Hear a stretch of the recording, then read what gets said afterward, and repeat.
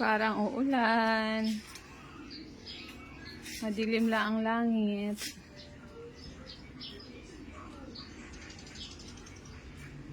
Saan ka punta?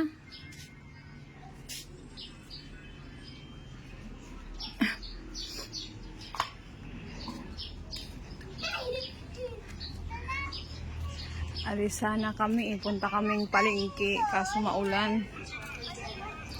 Parang uulan.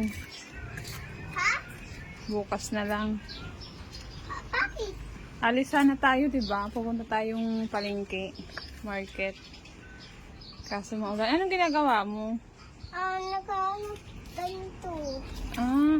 Ayan yung ginagawa din naming laruan o nung bata pa ako. May kalalo ka? Opo. Anong pangalan ng kalalo mo? Nakalimutan ko na eh. Dapat sabihin mo sa kalalo mo Na ano? na anong pangalan niya. Dapat tinanong ko kung anong pangalan niya. Apo.